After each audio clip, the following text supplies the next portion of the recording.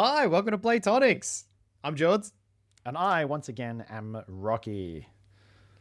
Every month, we like to take an IP or a genre or some piece of media and render it down into little waxy bits and then use them to reassemble a role playing game at the table. You went real biological with that description of the show, Jords. Is there a reason for that? What's on your mind, pal? That could be a little bit subliminal. I didn't intend for it to happen, but we have been stewing in the juices of late 90s, early 2000s vampire media of late. And that might just be coming through.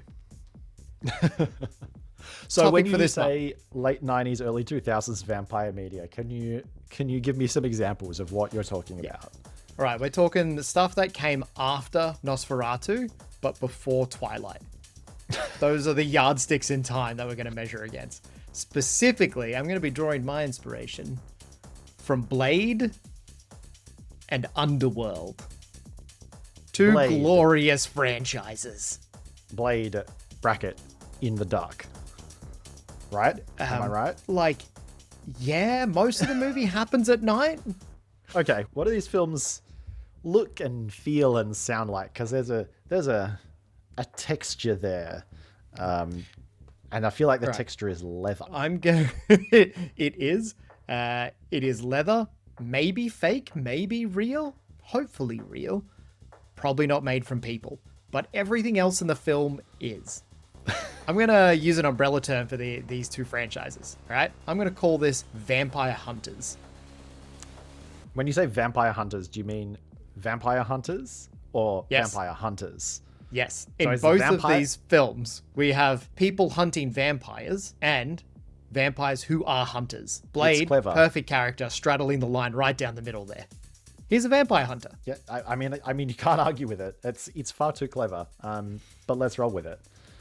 Right. So I've recently binged all 3 of the Blade movies and all 5 of the Underworld movies. We have a real grungy, turn of the century aesthetic that our vampire hunters who hunt vampires are living in. Underworld, especially the first movie, literally only happens at night. There is no daytime ever in this world, which I find quite amusing because vampires, famously sensitive to the sun, literally never a problem. Nobody attacks them at daytime. I mean, we just assume that, that's polite. They're all about the high society. They're all about the manners. It wouldn't be gentlemanly to attack during the day. I don't know what the werewolves, the lichens. We have werewolves at home. Our werewolves are different. It's actually the name of that trope. Yeah, I don't know what the lichens' excuse for not attacking during the day is, when you could just open a window and cook everyone alive. It is quite the plot hole that the lichens long ago threw off the shackles of the moon and can transform at will, but still only choose to fight at night. Yeah, and how come the vampires haven't done the same? I don't have answers for you here. No. Well, I think, look, my vibe, having watched just the first one in both of these franchises, one Blade and one Underworld. My impression is very much that I should give up on trying to get internally consistent answers about anything because it is all vibes. Yes, very strongly. And the more movies you watch, the less consistency it brings. It adds new toys to the toolbox frequently in ways that neglect or validate previous toys. But let's skim right by that. Well, I don't know. I think it's really interesting that the first one in both of these franchises is a relatively straight down the line, vampires in Blade. He's a half vampire, half human, which is at least a thing from folklore. Underworld, we have the vampires and the werewolves. But as soon as you get past that first entry in the franchise, they very quickly have to start inventing shit. And coming up with their own cosmology and their own rules about how all of this stuff works, because the folklore just is not deep enough to sustain more than one movie. And has been recycled so many times that it's really hard to find an original take just on folklore. Well, yeah. And I think the second entries and onwards in the franchises are where they start getting into original takes, and I think there's a reason that they're quite bad. Oi, get out of here. I adore Blade 2. It is a fantastic movie. And You couldn't definitely get through a that relic one of its without time. giggling. Look, I'm not saying it's objectively a good film, but I love it. I did watch it first when I was like 14, and that, seminal age, strong imprinting. Going back and rewatching it, I'm like, yeah, this still slaps. It does feel like there's a demographic for these, and it does feel like it is 14 to 16-year-olds. Yep, someone a third of my age. Yes, correct.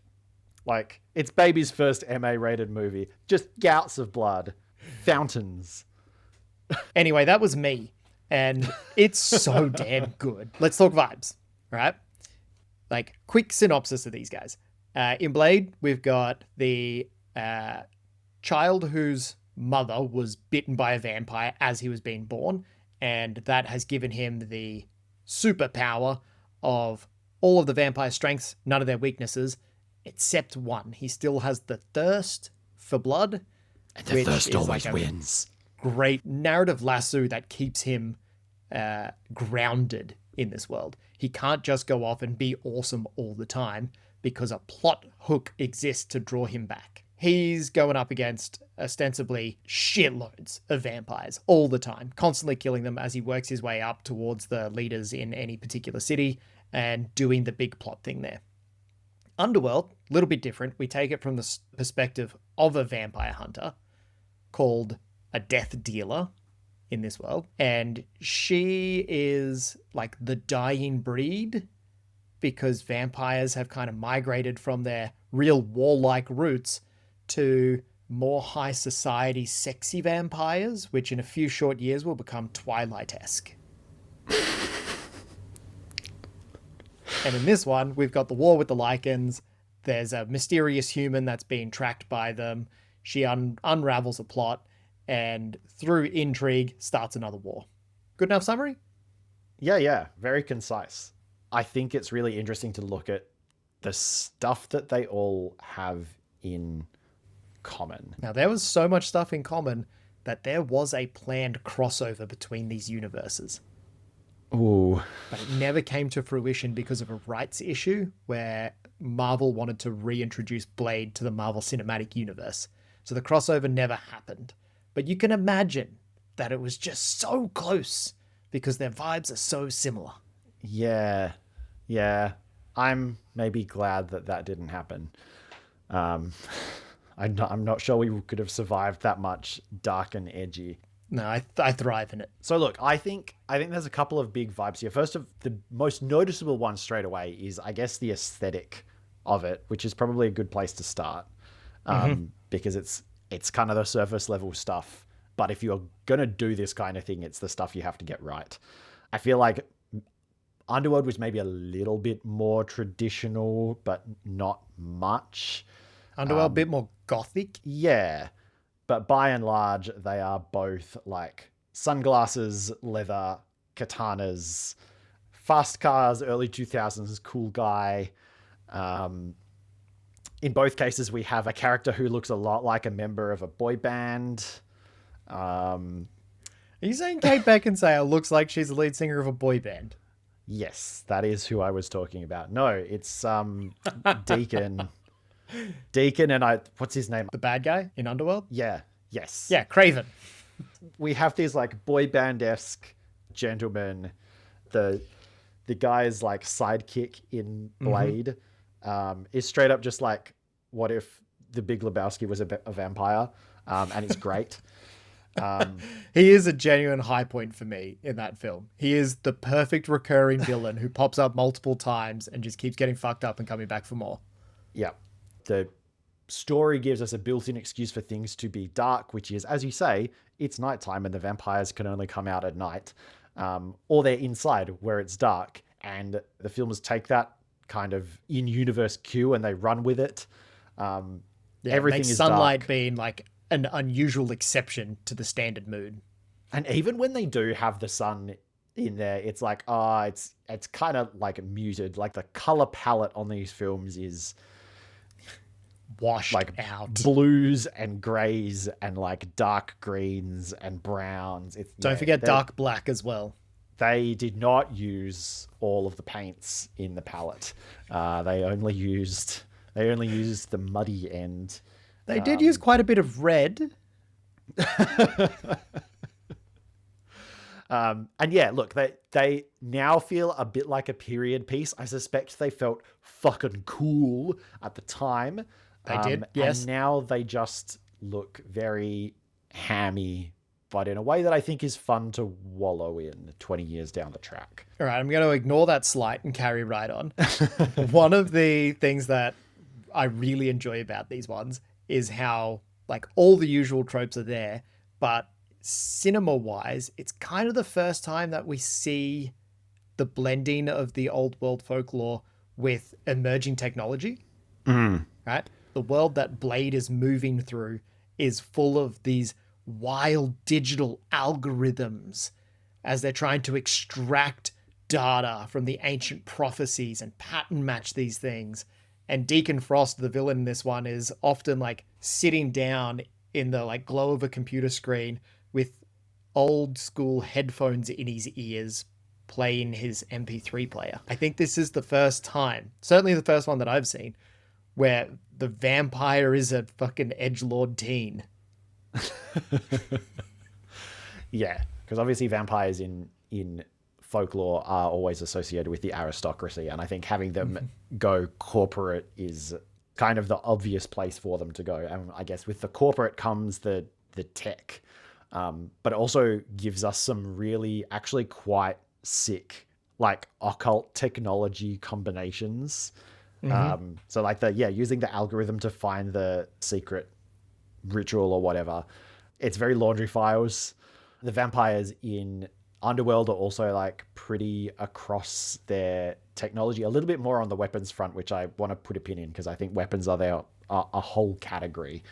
But also like they're very happy to like frame by frame through CCTV footage to find the guy they're looking for.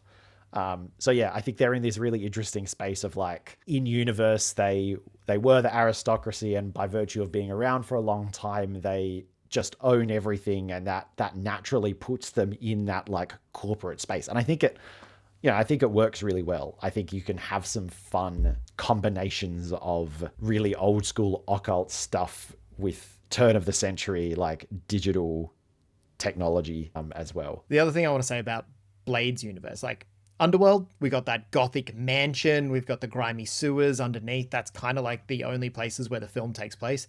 But in Blade's world, we have this real industro-punk vibe where everything's really grimy. There are steam vents everywhere, like in New York City. We've got like warehouses and workshops full of, angle grinders, welders, like cars being worked on, very masculine stuff. I feel like this whole city, which is apparently, according to the little pop-up info thing, apparently it's supposed to be New Orleans, which is not mentioned at any point. No, at no point is it ever mentioned that LA. It's like LA or something. But I'm pretty sure that city is half car workshops and half nightclubs. And the nightclubs are the bit I really want to get to. That vibe is repeated multiple times in the Blade franchise, where we've got solid techno going on, along with like scantily clad people and wild scenes of gore. It leans so hard into all of the things the pearl clutches of the time were like, oh no, society's really going to the dogs. And we get to see this is what it would look like if society went to the dogs. Well, it's a DJ set called The Bloodbath, where you literally bathe in blood sprayed from the roof. The opening scene of Blade with that one human being like brought along to the secret nightclub in the back of the meat packing factory is just so iconic. When Blade shows up and just starts murdering left, right, and center. We have this like real street level fight scenes, but then the vampires are portrayed in these like quite grandiose settings where they're like the top of the skyscraper or the big manor house.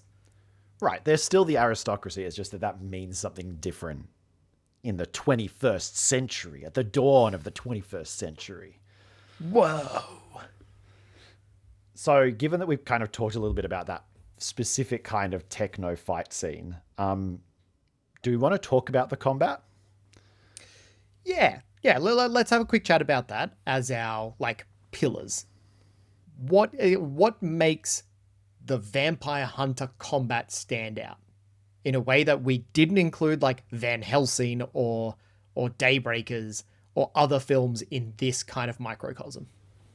I think the thing you notice about both films is that being a vampire or vampire combat specifically is very much about weaknesses, right? Like it's always about those stereotypical weaknesses of some combination of garlic and silver and stake through the heart and daylight.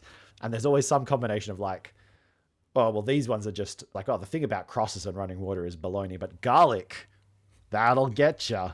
I do love that. Somewhere we're going to put this line in the sand. I've just got to choose on which side of garlic it goes. Yeah, exactly. It's the garlic line.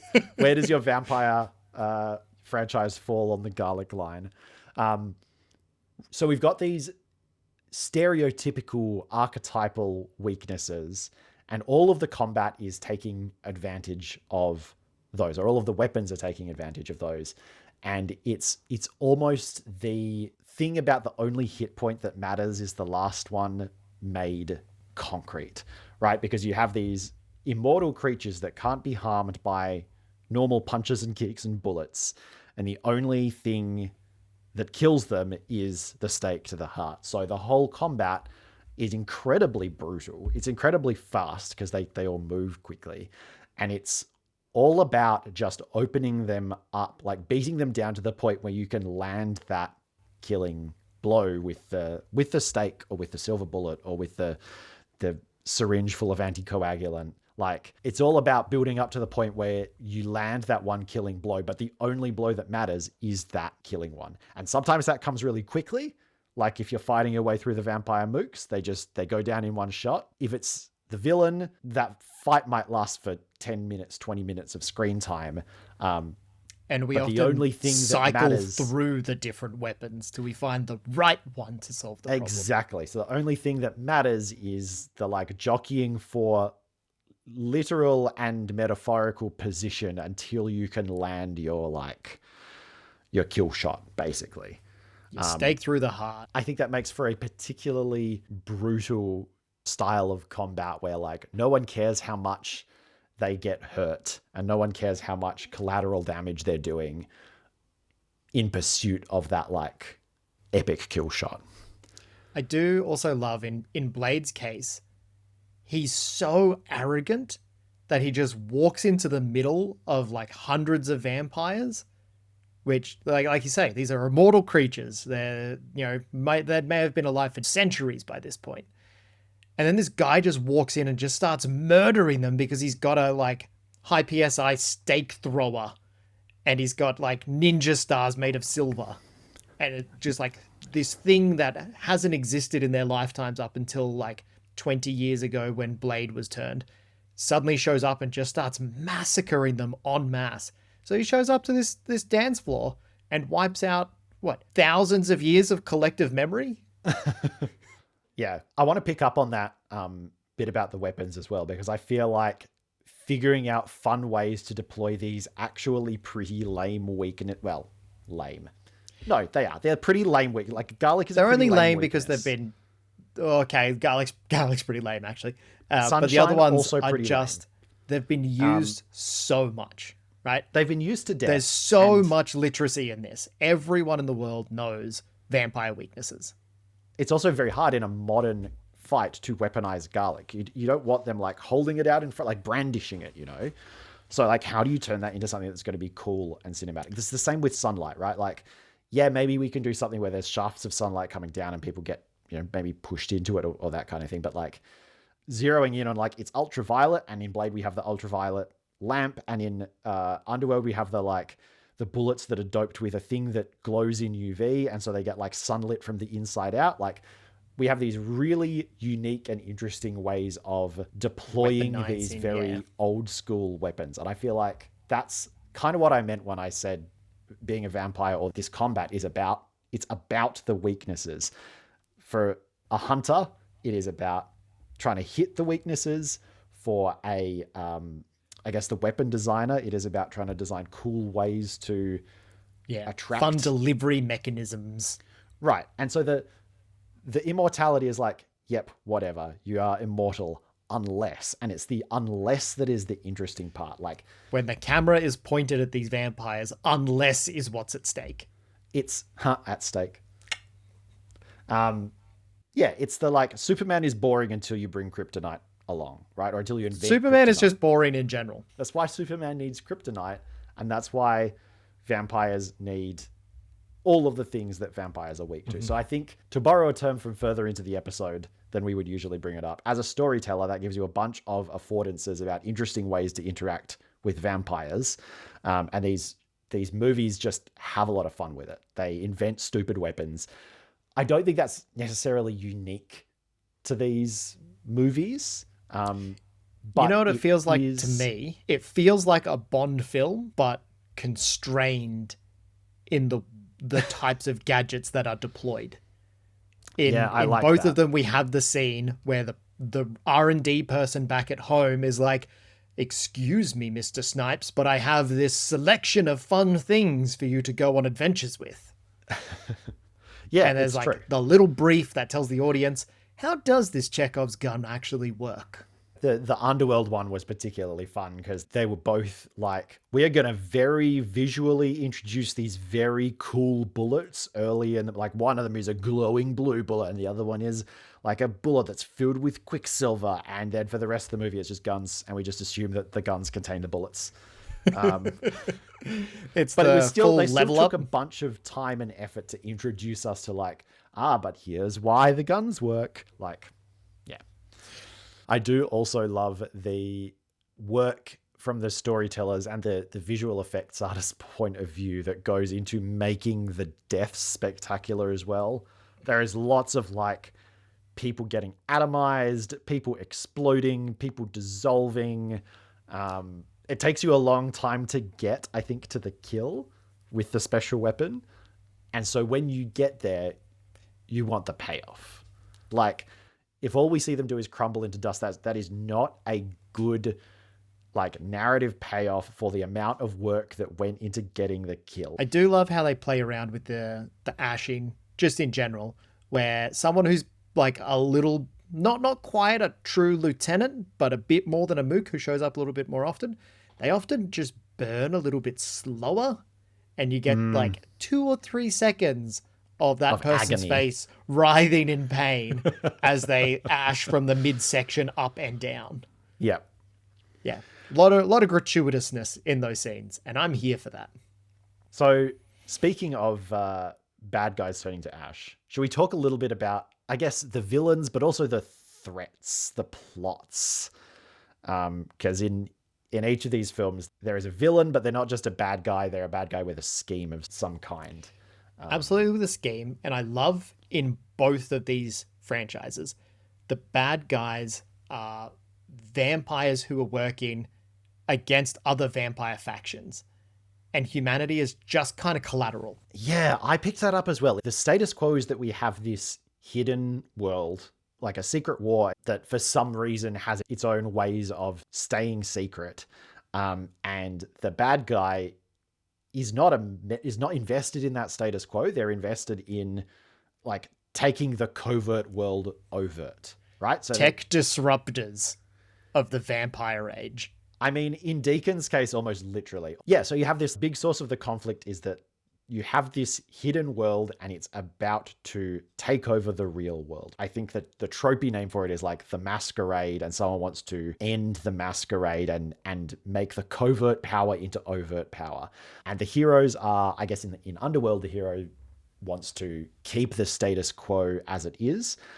Blade, I feel like Blade wouldn't be mad if all the vampires disappeared, but at the very least, he doesn't want the vampires to take over and the blood god to reign and for the planet to become a slaughterhouse. I think that's really interesting that in each case, the bad guy is kind of trying to go public or go big. Right? We're really working towards that IPO, and that's a bad plot. Yep. And in both cases, they kind of involve something that's a little bit beyond the traditional tropes. So these plots are like the writer's first step into like making up their own lore. Like the blood god is not a traditional folklore thing. The hybrid is not a traditional folklore thing. The like turbo vampires that show up later in the franchise, in Blade in particular, like they are not a real thing.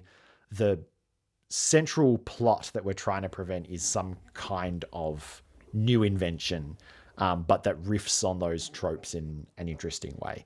And also, in quite a lot of cases, draws on the like tech, occult fusion as well. Yep. I was going to say, looking at the DNA, blood cells under a microscope are a really common thing of this era of vampires. We love a gratuitous DNA. We love a gratuitous blame of a retrovirus. Oh, retrovirus. Yep. Got to have one of those bad boys for vampires. We really love a hand-wavy, completely incorrect Darwinian monologue about vampires being the top of the food chain and being more evolved and being the final form, and humanity just being cattle.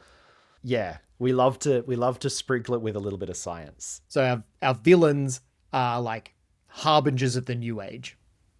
They want to come in, they want to absolutely disrupt the like traditional status and power hierarchies and become the next stage, whatever that may be. In both of these franchises, our villains are also portrayed as like quite charismatic. Like Craven is the guy who's like wandering around with an entourage all the time. He's like constantly striding down hallways with people behind him. The female vampires are fawning over him, really want to be his concubine. I mean, Deacon so has is Deacon, to be honest. So many ladies that are like fawning around him. They're cult leaders. Even if they're not the guy in charge, it's really obvious that you can see they'll reach a tipping point where they can be the guy in charge because they're willing to break the invisible rules that everyone else is following. There's a strong layer of intrigue in the vampire world, and that factional play provides enough rifts for our vampire hunters to like come in as a wedge and blow it wide open. Exactly. Thinking about it from a storytelling perspective, like the individual vampires have a bunch of weaknesses, and that's the fun thing to kind of poke at and see what happens. And the vampire society also has a bunch of rules and norms and affordances and traditions, and each one of those is something that you can like grab onto and use to tell a bit of story. And because there's so many of them, and because the society kind of lends itself so easily to making up these Baroque traditions, like there's just lots of fertile tools there for storytelling. Now, there's one last element that I think is important, and it's about that interface with the real world, and that's that the real world is almost fully controlled by the hidden world.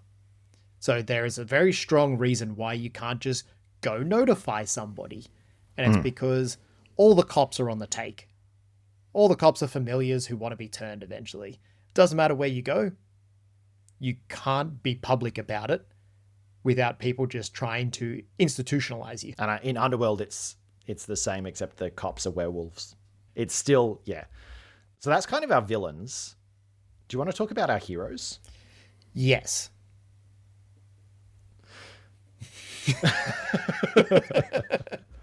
In both of these, our hero/heroes are themselves somewhere on the vampire spectrum. So vampire hunters. Vampire, hunters. I don't know how to visually represent that, the stress of that syllable, but like, yes, they are vampire hunters, but they are also vampire hunters. So by putting the protagonists also on this continuum of like normie to vampire, you also get the protagonists having to deal with a lot of the same issues that the vampires do. My favorite expression of this is that Celine is in a LARP of Vampire the Masquerade, but she's playing a murder hobo. Oh man, she is. She's the problem player, isn't she? She's Absolutely. like, oh. She literally brings down the coven because she doesn't play by the rules. She's like, oh, no, this game is really about like political intrigue. And she's like, nope, I have two guns. The last gun haver. Look at how many gun I have. Last of the fighters. Yeah. Yeah, so by putting players or putting protagonists also on that spectrum, it means that you suddenly have them grappling with this stuff as well. And I think much more interestingly, you have them grappling more so in Blade, I guess. You have them grappling with like the ethics of it. Mm-hmm. And you have this like, I don't want to slip too much towards the darkness, but the darkness is what lets me fight the darkness. You don't want to go too far down the hole that gives you your powers. Otherwise, you might not come back from it. I think that's what makes it much more fun to play a vampire game as a vampire than to play, for example, a zombie apocalypse game as a zombie, because it is implied in the vampire fiction that at every point on that scale, you are sentient and yourself the whole time. Mm-hmm. So you are grappling with the angst of what you are becoming. Puberty. Whereas when you're zombified, you're not you anymore. It's hard for the people around you, but it's not hard for you anymore because you just want to eat the brains. And I think that's why werewolves kind of fit in here a little bit more, but not quite in the same way, because it's often implied that like the werewolf is a separate entity and you're not in control when you're the wolf. Yep. So that brings up a different kind of grappling with like, oh God, what have I done? Because you come back to yourself. Werewolves don't need to eat people exclusively, but vampires do. Yeah, and so you have a different push and pull there. The werewolves, it's like sometimes I fly off the handle and then I come back to myself and have to reckon with what I've done. Whereas vampires, it's I know I have to do this thing and I'm going to have to do it as myself, fully conscious, and force myself to do something heinous and transgressive. But the alternative is that I die. Yeah, I think having the protagonists or the players beyond that spectrum as well is also, again, just really fertile ground for making interesting, albeit probably quite angsty choices. And that's what we're all about, is maximizing choice. There is something that is a very classic role-playing trope that I think we should address about our two main characters in these films. Their families were entirely killed by the bad guys. And that's what sets them on this path. For Celine, initially she thinks it's werewolves, but then finds out it was actually Victor. And like now, she's real mad at those vampires. Blade, much more upfront. Like, family killed by vampires, and then what do you know, later on it comes back to haunt him. I kind of love that we can just have the edgelord whose family was killed be the template upon which everything else is built. It's like, you are assumed to be angry and spiteful at these creatures. Your drive to kill them and not join them is born out of this emotional trauma. Mm. Like, yeah. we're not inventive about that at all. It's straight down the line. It's everyone's first character in D&D. Not mine. Mine was a happy-go-lucky bard out to experience the world. Okay, so how I always play warlocks, you always play bards. Oh yeah, bard is best. Bard is best class. No, warlock is best. Has daddy.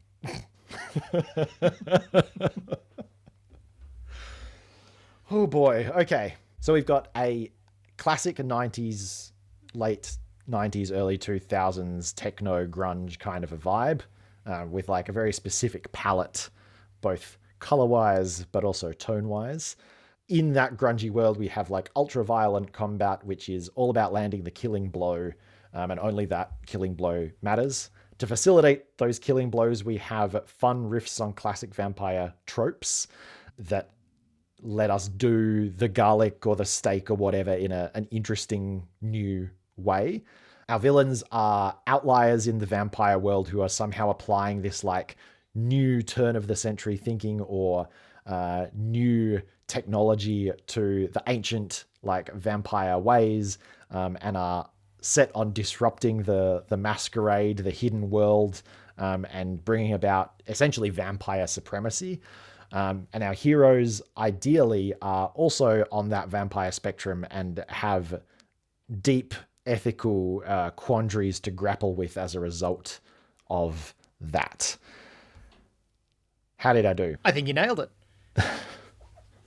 Now, how do we reassemble these bits into something that's worth playing and feels like Vampire Hunters or Vampire Hunters? I've got a structure in mind that I think is quite game agnostic, that I think would do a very good job of modeling this. Feels like cheating because it was made for vampire TTRPGs already. Oh, that's why it's such a good structure. Great artist steal, my man. I'm referring to the Conspiramid and the Vampiramid that are used in Night's Black Agents. Now, Night's Black Agents is a game about hunting vampires, but you're not superhuman hunters at all. You're just regular old retired intelligence operatives. It's not the right fiction for this. Not in the slightest. But the structure that you can build your story on, I think, is really clean in this. Like, you've got a bit of intrigue. You've got a couple of real ground level nodes, like a meat packing plant, a rave warehouse, the sewer treatment place where the lichens are hanging out, like real grungy kind of easy to access things. And then each time you go to one of these locations, you discover more clues that lead you up the pyramid that eventually converges on the big bad. The Conspiramid is like the locations that you go to, the encounters that you have that then lead you up. And then the Vampiramid is like the hierarchy of ground level mooks to mid-level lieutenants to the big bad at the top. Like, totally gameplay agnostic, but I think it's such an easy structure that we can just crib directly to evoke both of these franchises. Absolutely. I think that's such a perfect fit. It's so perfect that the words, the portmanteau to describe them is also perfect. Vampiramid is a fantastic portmanteau.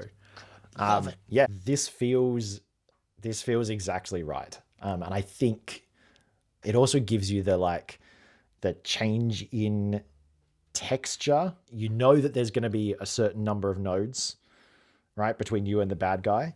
You can kind of almost calculate how long it's going to take your players to get to the top, because there is all of the nodes lead upwards, right? So you know you've got like X many layers. That means you're going to have this many scenes, and it makes it really easy for you to, I think, alternate your kind of lore dumpy / mystery solving-y / cluey / charisma-y type scenes with your incredibly violent combats. You almost like alternate layers, right? It's like you could have a like this layer, it's just all conspiracy, it's all mystery. This layer, doesn't matter where they go, it's a different hyper-violent set-piece fight, and we alternate our way up.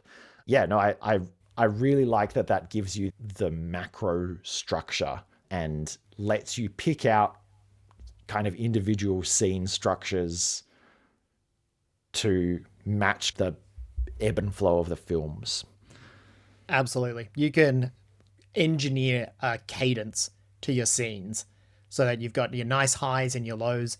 Like, I'm thinking we start with a series of tips that are handed out to the players that are like a couple different locations where the local vampires are doing a thing and they're up to something. And those are just the straight up pointers to say, go to the nightclub, check out the meatpacking plant, there's a warehouse down at the docks, something like that. And then the players go to one of those locations, the powder keg explodes when they arrive, we are immediately in a combat. Once it's done, they pick up like the obvious next clues. You know, they're checking the bad guy's phone. It's got a text message on there. There's like a ledger or something like that. Um, some very obvious pointer clue. And I think it would be nice if we seeded some foreshadowing clues, clues that don't yield a direct insight as to the nature of the plot at stake here. A foreshadowing clue is stripped of context. And it's not until you get to the end that you can see what the thing is, that you can recontextualize all those clues and go, oh, I get it now. Yeah. So I think in Blade, these would be your like house sigils, right? Yes. So it's like, oh, you see these things. It's like, oh, that's a vampire mark. And then we see them again in the Hanging Library set piece. And it's like, oh, they're part of a broader language. And then we see them again at the end. And it's like, oh, there's one guy under each one. They must, like, they represent the houses. And so when they're on people's necks, it doesn't just tell you that they're with the vampires, but it tells you which vampire they're with. And so by the end, you can look back at the start and be like, oh, there's this whole thing going on with, like, because again, they're on locations as well. And when Blade points it out, he just points out, like, that sign, that means it's a vampire hideout. But with hindsight, we can see, like, oh, that's not just, doesn't mean it just mean it's a vampire hideout. It means it's a particular clan's hideout. This is a turf war. But you don't see that until the end when you've figured out what those sigils mean. So this is a structure where we know players will pick and choose where they're going to as they advance up or sideways along the pyramid, which means there's absolutely going to be some nodes that they're not going to encounter. So I don't want to be sitting there fleshing out really deep and detailed locations if I know that my players aren't going to experience a bunch of that. That's wasted prep. So we want to have something that's going to be evocative, that ties together all of the information that needs to be given at the scene. And if there's going to be a combat encounter, who's going to be there for it? Preferably like the same guys that we can just recycle those action groups and insert them into a different scene if we need to. Yeah, I think that's an excellent macro level structure. There's a couple of like smaller prep things that I would be adding to that as well. I mentioned that hanging library scene. I thought that was an incredible piece of like set design. I loved that scene for multiple reasons. And one of them is it's the ancient vampire Bible. Oh, so cool. They got their own holy text. And then as soon as Blade shows up, every one of those glass cases is smashed. They're all burned and broken. And then he walks out with a scrap of it. And from that scrap, they discern what the next part of the plot is. It's not even with a scrap of it. He's like, what is this scrap? And he's like, oh, I don't know. It's something about this, but like, oh, I can't tell. He's like, well, the whole thing's on this hard drive. So here you go. Maybe the rest of all of the documents will help. Yeah, no, that was an incredible set piece. The bit at the end with the hidden temple, just amazing. So many literally so many layers, so many levels, so much verticality, so much cool stuff going on with the blood and the lightning and the like. Real good engineers with the surface tension of the blood, like sliding down the marble roof. Yeah, just like fantastic environment to play in, super actionable. That like even just the nightclub, right? Like the I mean, one of the ground level pyramid nodes has to be a nightclub playing techno. It's got to be to stay faithful to the genre.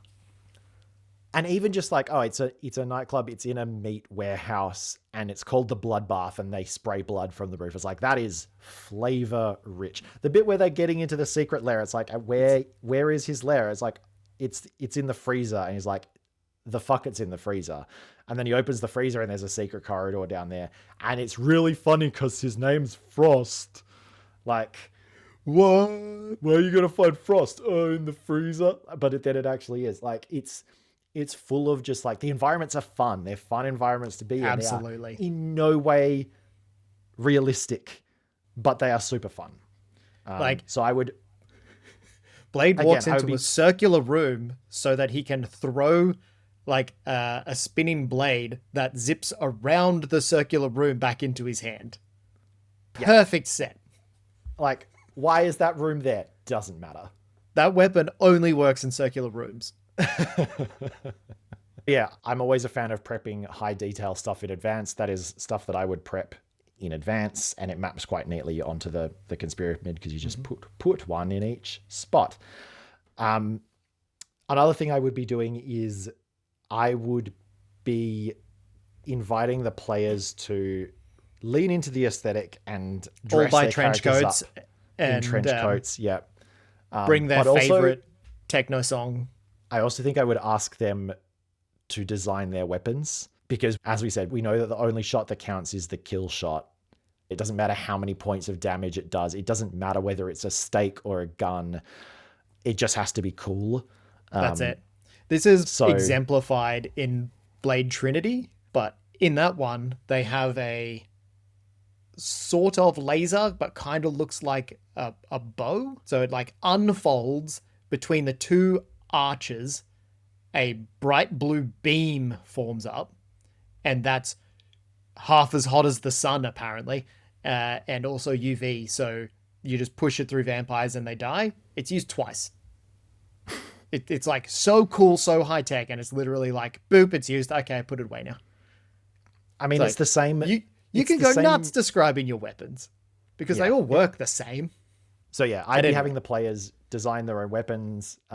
As a game master, again, rule of James Bond, they only have to get used once. But as a game master, I want to make sure that they are used at least once, so that the players get to feel like they got their cool moment.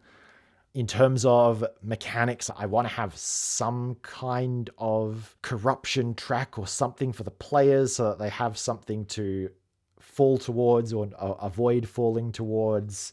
I think the stress tracks in pretty much any game with stress tracks would be a good fit for that. I think there's got to be competing ones though, right? We've got to have one for level of thirst. And when you're doing cool stuff or you're taking hits, like blood is what heals you, re-energizes you. And the acquisition of that blood is what increases your corruption, increases your loss of humanity. Yeah, so like alternating ones, one for like physical damage and one for like vampireness, I think could be good. And the other way that could work is going deeper down the vampire thing gives you more powers or makes your powers more potent, but obviously also makes you more of a horrible blood-sucking vampire. A bit kind of similar to how it works in Avatar: The Last Airbender, where it pushes you closer to a complete meltdown, essentially, but until you get there, it makes you more powerful. And so that has the elegance of working with just one track instead of having to have two that you're sliding back and forth on.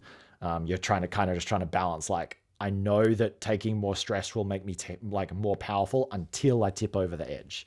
So I think there's a lot of games that have that these days. I actually am pretty sure that it is a feature of Vampire the Masquerade, the vampire game. But that's something that I'm going to make sure is in there because I think making that explicit is going to be really core to making sure that the players feel like that is a trade-off that they can make, right? Absolutely. Like we want them making those decisions about like, do I feed and become more vampiric if it means I'm more likely to win? Because that's like the core tension of the protagonist's characters. And so we want an interactable, a thing that they can, an affordance that they can play with to kind of get that feeling and make it something they can concretely play with rather than having to role play it. I'm going to yes and this and say right before or maybe during the final climactic fight, there's got to be one guilt-free manifestation of that where it's like the blood fountain or the NPC that's willing to give themselves up or the chosen one with the special blood that is effectively a refresh for all of the characters and their abilities so that they can then go into the big fight at full strength. It's like, I think Blade 2 has the best one of this, right? They've tortured him for a little bit, as is tradition. He's super wounded. And after being freed from these constraints, they just push him into a big water feature, but instead of water is blood. And by the time he gets out of it, he is fully healed, maximum jacked, and it's like, it's go time. And we We don't have to worry about him losing humanity because the vampire's already had this big old blood fountain here. It's already been extracted. He didn't have to drink any nice person's blood for that. It's fine. It's free. It's free. Free blood. So yeah, I want to have that one refresh right up towards the top and try and tax my players when they get towards that point and then have them come back full, ready, let's go, final showdown. Everything else before that, though, they should definitely be grappling with humanity. Oh, for sure. On a similar token, I would also take opportunities to introduce the game equivalent of like introducing Blade's mum. Or I guess in Underworld, it's the various revelations about Celine's past and who was responsible for what, right? Like I would be looking for stuff in their admittedly scant backstories that I can bring up again and make them confront as the story goes on. One of my notes that I took from watching just Blade 1 was twist. An NPC from your past is actually alive and a vampire. And it's Curtis, the female protagonist's like awkward dude that follows her around all the time and wants to still be with her, but she's not interested. He's a weird zombie guy. Yeah, definitely prepping some of those to drop in at the opportune moment. Now, there's one other super important thing, right? You brought up earlier the 2IC, the lieutenant. Gotta have that lieutenant. And I want them to be featuring multiple times. It's like, even if it's like a 4-hour single play session, we're doing this as one shot, I want them to be in whatever the first node the players visit, and then gets damaged, runs away, shows up again somewhere in the middle of the layer cake, and is like visibly wounded and healing, gets away, shows up again at the finale. Like, yeah. So I think that's a really good structure for our macro prep. I think we've got a couple of bits of content micro prep that are worth doing so that we've got them on hand to slot into that structure. Yep. We've got the aesthetic, where we're literally climbing from the gross street level stuff at the bottom to the more gothic-y stuff at the top. So that's our structure. Yep. That's our structure. That's our aesthetic. Those are our bads. We got plenty of mooks. We got a real punchable lieutenant. We got a big bad. We got like structural clues that point from one node to the next that are alternating between high intensity scenes and more investigation or social persuasion scenes that eventually culminate in a huge battle with the big bad that's got to have some puzzle-like element to how the killing blow is lined up and delivered. And on our players' side, we have a really strong literal color palette and some self-designed weapons. And I think we are absolutely inviting them to give us some just enough backstory that we can pull some ghosts from that past and bring them up at an opportune moment to confront them. We are asking for a few little hooks from our players as well as they come in. But hopefully nothing that isn't fun to do. I know designing a sick vampire weapon is hopefully something that will get people who are interested in this kind of game a bit jazzed up. So anyone who's edgelord enough to play this game is also edgelord enough to master the blade. So what are we going to run it in? Speaking of mastering the blade, I have a couple of thoughts. I would like to hear your take first, though. As you can tell by the fact that I have had to watch both of these films for this episode, this is not my home turf. I would consider learning a new game for it.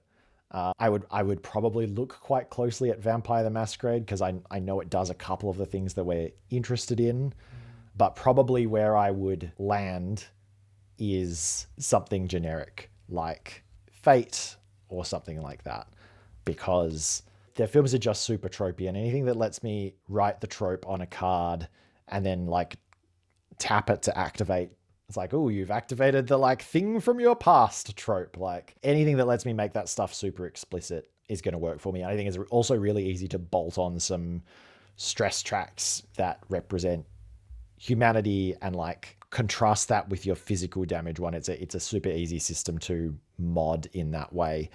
Again, each player having some aspects. You have kind of a core aspect. It would be really easy for you to write a custom like weapon aspect as one of your aspects, a thing from your past as one of your aspects, and all of those then become tools that I, as the GM, can invoke, but also that players can invoke if they want to as well. Yeah.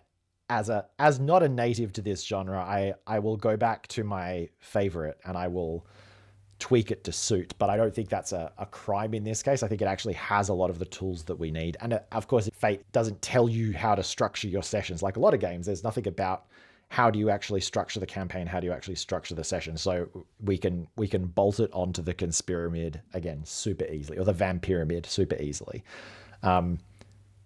Yeah, I think that would be mine. The one reason I would go with, and again, it would be Vampire the Masquerade, is just that I know that there are a lot of players for that game out there. So in terms of an ecosystem of people who might be interested in doing this, right? In terms of that network effect, I think you're going to find that has never stopped us before.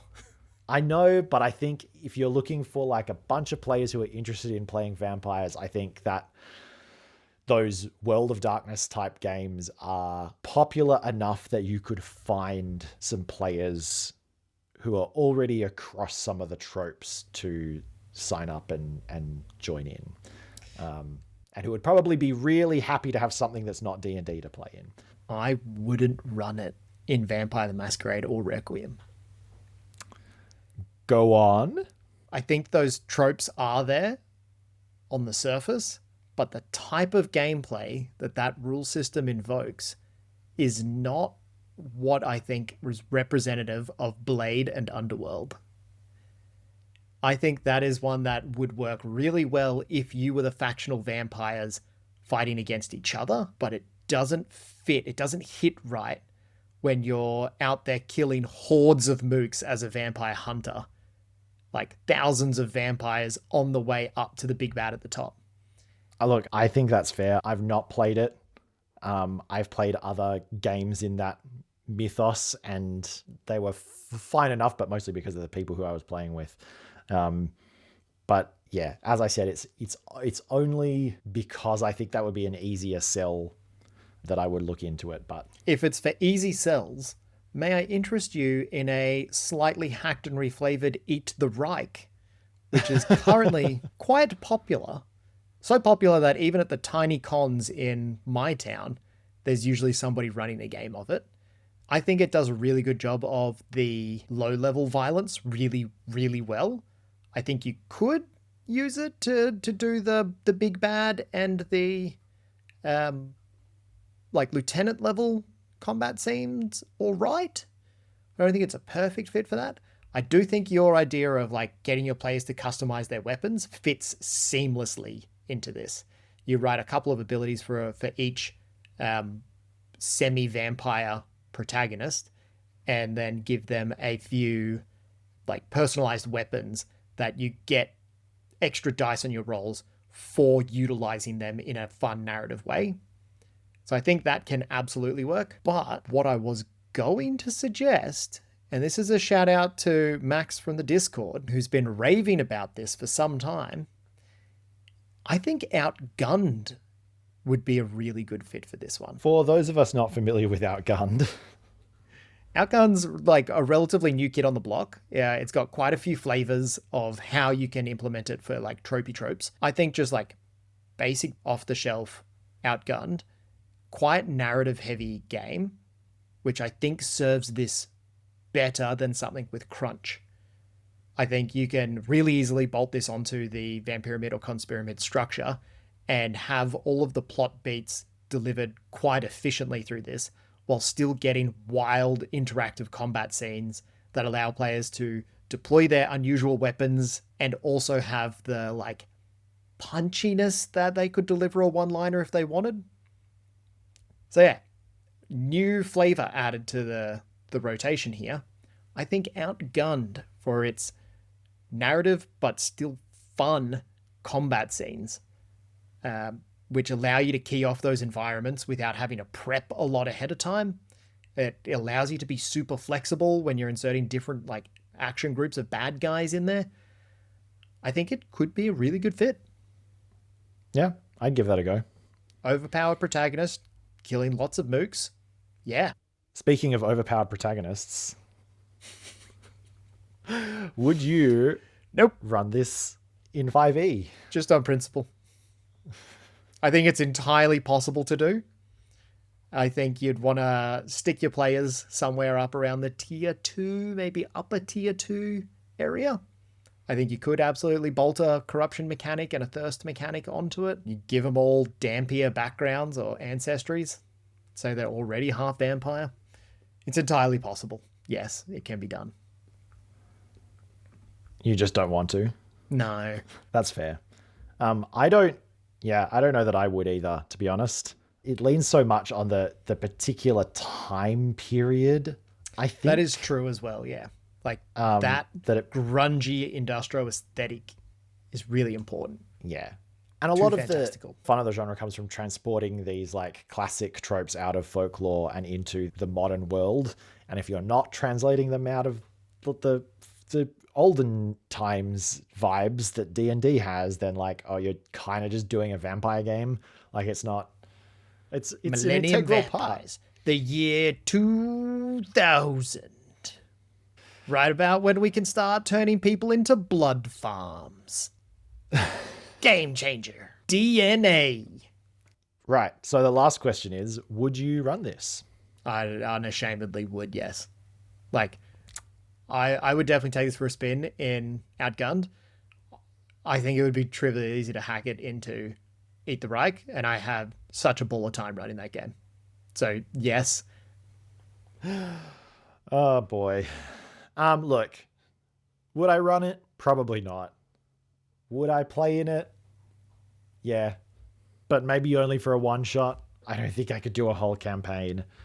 I reckon I could push it to 2. I think 2 would be enough to get just a couple extra layers on a Conspiramid down and imply a bigger reveal than what happens in a one-shot. But I don't know that it's got the longevity beyond that.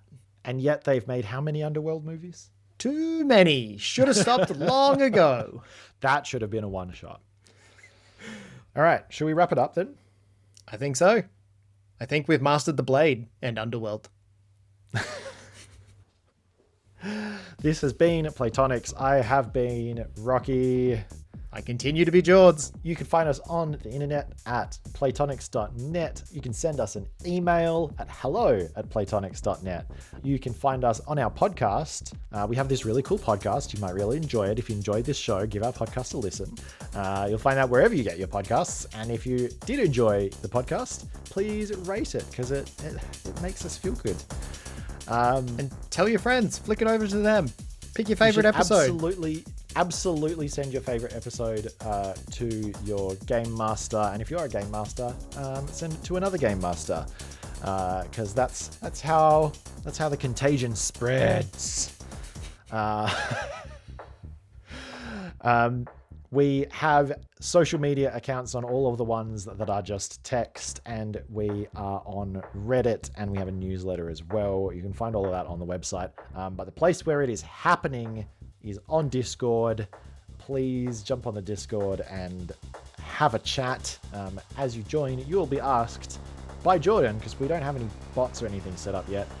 You'll be asked by Jordan himself what your hottest RPG take is. Give and there's quite a backlog in there to scroll through. So if you join for nothing else, join to see the hot takes. I think that's all we got. For you.